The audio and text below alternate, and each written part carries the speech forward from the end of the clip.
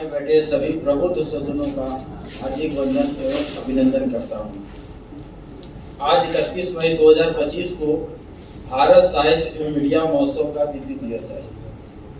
यह महोत्सव भारत खंड के प्रथम हिंदी अखबार उदंत मार्तंड, जिसका 26 को पंडित जुगल किशोर शुक्ल जी ने किया था, जो पेशे से अधिवक्ता थे, कानपुर के रहने वाले थे और गैर हिंदी भाषा भाषी राज्य बंगाल से उन्होंने जो निकालने का दुस्साहस किया, इस क्रांतिकारी बंगाल की भूमि को मैं नमन करता हूँ। और जैसा मैं डिप्टी कमिश्नर जरूर हूँ, लेकिन मेरे खून शरीर में पत्रकार का खून बह रहा है। मेरे घर से मेरे पैदा होने के पहले से सन 67 से हिंदी साप्ताहिक समाचार पत्र जो मंगलवार को निकलता है, जैसा कि उदंत मार्तंड भी मंगलवार को ही निकलता था, आज भी निकल रहा है। बीच में कुछ वर्षों के आर्थिक परेशानी के कारण बन रहा है। पाठक सर मेरे पिता तुल्य हैं। मेरे पिताजी के साथ काम किया। पिताजी हमारे उनसे 10 साल सीनियर थे। स्वर्गीय श्री कमल नंद जी पत्रकार, मैं उनका छोटा बेटा हूँ। तो उन्होंने मुझे आमंत्रित किया, इसके लिए बहुत बहुत धन्यवाद। मैं आभारी हूँ उनका।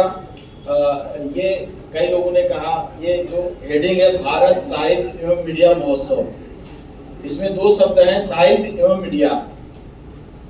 मेरा एक अनुरोध ये भी रहेगा कि शायद आगे मीडिया की जगह जनसंचार शब्द जोड़े तो ज़्यादा हिंदी के लिए ठीक रहेगा, क्योंकि मैं भारतेंदु हरिश्चंद्र जी के स्कूल से पढ़ा हूँ, बनारस से पढ़ा हूँ। उनका एक स्लोगन है, निज भाषा उन्नति है, सब उन्नति को मूल, बिनु निज नहीं है वो सूल। आज जो आधुनिक खड़ी बोली बोली जा रही है, ये उन्हीं की देन है, भारतेंदु जी की देन है। आज उनको भी हम लोग नमन करते हैं। तो साहित्य एवं मीडिया, कई लोगों ने कहा पत्रकार और साहित्यकार रेसिप्रोकल संबंध होता है। मैं काशी विद्यापीठ पत्रकारिता संस्थान से मैंने जर्नलिज्म किया। जब जर्नलिज्म किया था तो मुझे पहले दिन ये बताया गया था कि साहित्यकार और पत्रकार में मूलभूत अंतर होता है। साहित्यकार के मन में जो बातें आती है, जो विचार आते हैं, वो लिख देता है। वो ये नहीं देखता है कि पाठक क्या पढ़ना चाहता है। लेकिन पत्रकार वही लिखता है जो सामयिक होता है, जो लोग पढ़ना चाहते हैं। कोरोना के समय कोरोना के बारे में लिखा गया, लोग कोरोना के बारे में पढ़ना चाहते थे। युद्ध के समय युद्ध के बारे में लिखा, लोग युद्ध के बारे में पढ़ना चाहते हैं। आज सिंदूर के बारे में लोग पढ़ना चाहते हैं। कहने का मतलब ये है कि साहित्यकार ज्यादा स्वतंत्र होता है विचारों से। प्रेमचंद जी ने कहा, हमारे पिताजी ने कहा था कि प्रेमचंद जी ने एक बार कहा था कि कहानी के पात्र हवा में तैरते हैं, जरूरत उसको पकड़ के गढ़ने की है। तो जो विचारक होता है, जो साहित्यकार होता है, वो नहीं देखता है कि पाठक क्या पढ़ना चाहता है। उनके मन में जो विचार आया साहित्यकार के, वो गढ़ देता है, चाहे कहानी के रूप में, उपन्यास के रूप में, पुस्तक के रूप में, जो भी। तो मैं बहुत कम समय लूंगा, मुझे भी निकलना है। तो पाठक सर ने मुझसे कहा था कि आप जो है, क्योंकि मेरे घर से 67 से साप्ताहिक समाचार पत्र प्रकाशित हो रहा है और एक छोटा अखबार जिसका पत्रकार ही प्रकाशक होता है, मालिक होता है, संवाददाता होता है, पत्रकार होता है, सब होता है। तो एक अभावग्रस्त पत्रकार संपादक के समस्याग्रस्त परिवार का मैं हिस्सा रहा हूँ। तो उन्होंने कहा, बेटा आप ऐसी चीज बोलो जो समस्याएं हैं हिंदी समाचार पत्र की, साप्ताहिक की, उसके बारे में। मैं 2 मिनट लूंगा, ज्यादा नहीं लूंगा।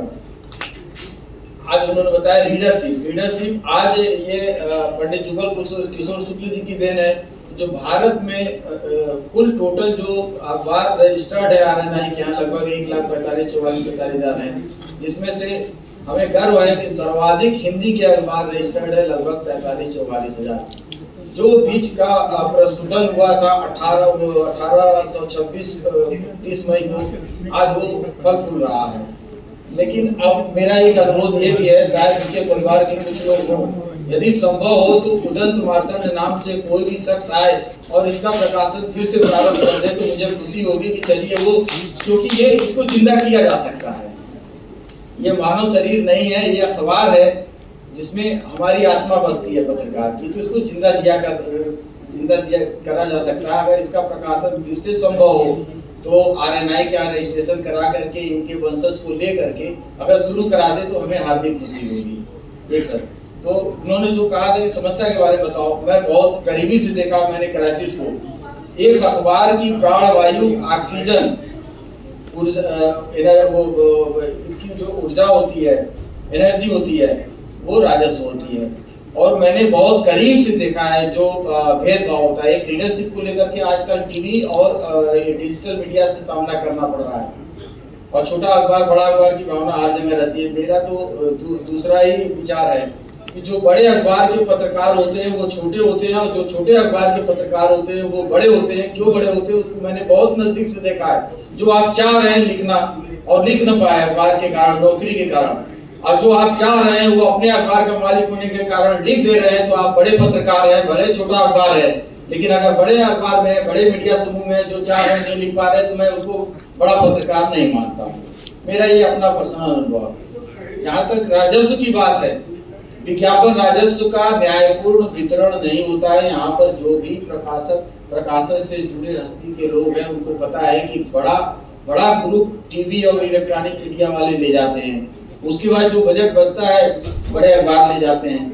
जो थोड़ा बहुत बचा होता है वो मध्यम श्रेणी के अखबार ले जाते हैं। साप्ताहिक समाचार पत्र तक आते आते कुआं सूख जाता है, विज्ञापन उनको मिलता ही नहीं है। तो मेरा ये अनुरोध है, मैं तो अभी रिसर्च कर रहा हूँ, पढ़ रहा हूँ। जो प्रेस आयोग भारत में गठित हुआ था, दूसरा प्रेस आयोग 78-80 में गठित हुआ था, जो हमारे छोटे और मझोले हिंदी के अखबार है उनकी रक्षा और सुरक्षा के लिए मेरा ये अनुरोध है कि प्रेस आयोग गठित किया जाए। जो छोटे, अभी हमारे एक कलीग ने ये कहा था कि हिंदी पत्रकारिता में दिव्यांग पत्रकारों की क्या भूमिका है, तो मैं करबद्ध अनुरोध करना चाहता हूं कि पत्रकार और पत्रकारिता मन और मस्तिष्क से होता है, उसका कोई शरीर से संबंध नहीं होता है। यह शब्द सुन करके मुझे कष्ट हुआ। अब ऐसा लिखो कि आपकी हस्ती हो, उसका दिव्यांग पत्रकार से कोई मतलब नहीं है। आप जो भी लिखते हैं अपने दिमाग से लिखते हैं, शरीर से उसका कोई लेना देना नहीं था। तो ये छोटी भावना, छोटी सोच निकाल दीजिए डियर। आप कहीं अच्छा लिख सकते हैं, अच्छा लिखिए, ऐसा लिखिए। शीर्षक, हमें पढ़ाया गया कि शीर्षक किसी घर का जो दरवाजा होता है सुंदर होना चाहिए, और सुंदर दरवाजा को देख करके ही लोग प्रवेश करते हैं। आपके समाचार लेखन शैली ऐसी होनी चाहिए, शीर्षक ऐसा होना चाहिए कि अंदर का समाचार पढ़ने के लिए पाठक मजबूर हो जाए। मेरे फादर ने हिंदी गार्डियंस दैनिक अखबार है शाम का, बनारस का, एक बार मुझे याद है लिखा, सर भी हमारे पिता तुल्य हैं, वो भी जानते होंगे। फादर ने लिखा, हुजूर ने पकड़ा खजूर ने छोड़ा। अब ये हेडिंग डाल दिया, आगे क्या समाचार है कोई नहीं जानता, इसका क्या मतलब है। लेकिन माय डियर, उस समय 100 के नोट पे खजूर बना होता था, तो उनका हेडिंग यही था कि पकड़ा लोगों ने और ले दे करके छोड़ दिया। तो शीर्षक आप ऐसा लिखिए, शीर्षक ऐसा लिखिए कि लोग समाचार पढ़ने के लिए मजबूर हो जाए। तो मेरा ये अनुरोध है कि जो आर्थिक परेशानी का सामना करना पड़ता है, विज्ञापन की कमी रहती है, सर्कुलेशन की, पाठक की समस्या, रीडरशिप की समस्या रहती है, उसके लिए अनुरोध है कि आप लोग मिल करके एक आवाज उठाएं कि शायद दूसरा प्रेस आयोग अभी तक गठित हुआ है, 80 में रिपोर्ट दिया था, तीसरा प्रेस आयोग बना है कि नहीं बना है नहीं जानते हैं। जैसे उद्योगों का इन्होंने क्लासिफिकेशन किया है, MSME, micro, small, medium entrepreneurship, उसी तरह लघु, सूक्ष्म एवं मध्यम श्रेणी के जो अखबार है उसके लिए भी। अच्छा सर आ गई है।